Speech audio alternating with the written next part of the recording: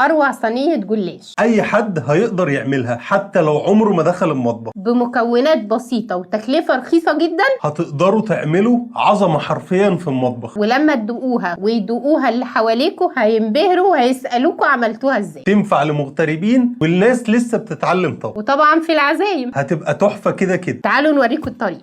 السلام عليكم. معانا بواقي جبن، دي جبنه رومي. انتوا بقى لو عايزين بقول انتوا لو عايزين جبن تحطوها ميكس جبن حطوا براحتكم يعني. طافه كبه، علبه من الزبادي، 3/4 كوبايه لبن، كوبايه صغيره كمان مش كبيره، هنضربها بقى. مش ناخد بيضه. بيضه صح. بيضه دي ايه ده؟ ما بتتكسرش. لا نشف. شويه فلفل صغيرين وشويه ملح صغيرين برضو. يعني الجبن مالحه. بسم الله. ندلقه في حله بقى. احنا عاوزين القوام كريمي زي ما انتم شايفين كده. معانا 3/4 كوبايه سمنه على زبده، كوبايه صغيره. في ايه؟ يلا يا ستي ايه بجد؟ حطي. انا طب قول في ايه؟ والله ما في.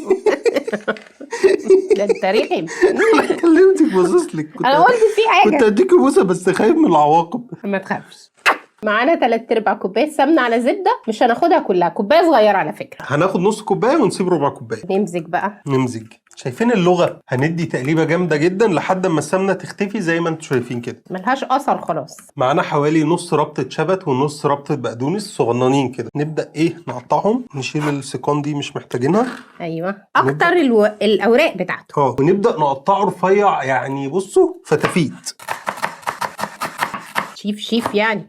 عيب عليكي يا اما بقى، عيب عليكي، عشان المره اللي فاتت قلتي بذرة شيف. لا شيف، حد يقدر يقول كده؟ تحيه لاي حد بيعمل السلطه ويقطعها صغير كده. ولا يا ماما؟ ايوه انا بحب السلطه وهي متقطعه صغنن قد كده. نبدا ننزل كده وندي تقليبه بقى كده. بقى مايل لقوام الزبده السايحه. ايوه. المهم ايه بقى؟ هنبدا نحشي بقى.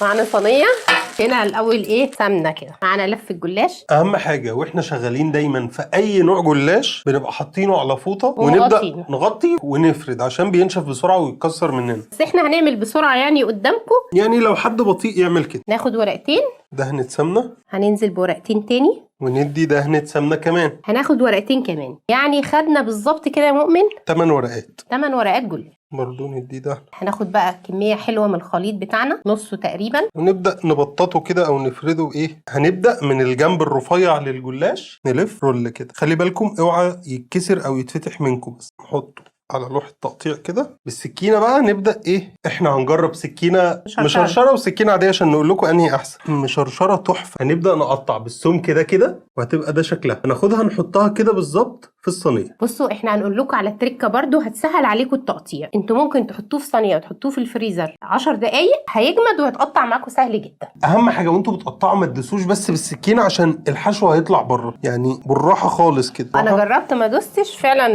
اهلا بيكم مؤمن لتعليم التقطيع عشان تعرفوا ان بقطع احسن من ماما. ما بتصدق.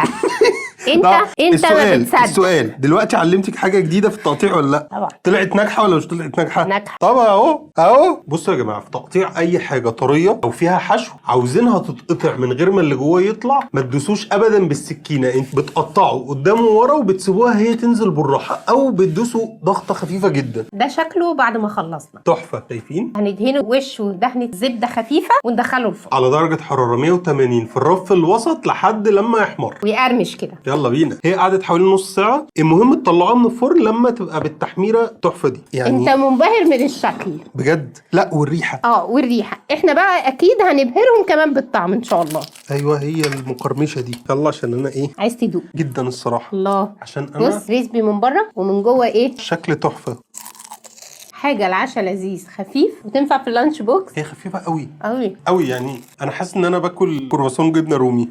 فعلا. الله على العظمه. عارفه عايزه كوبايه شاي. انتوا فننوا بقى. كل عظمة. بواقي الجبنه اللي في البيت عندكم اعملوها. ممكن بواقي بسطرمه، بواقي لانشون، بواقي كل حاجه. لا هي بسطرمه كانت خليتها بس هي كده جبن تحفه. وعلى فكره احنا مش حاطين جبنه رومي بس، حطينا جبنه رومي بس. قرمشه. بصي اسمعوا صوت القرمشه. فيها 10 من 10 ونجمه وبوسه.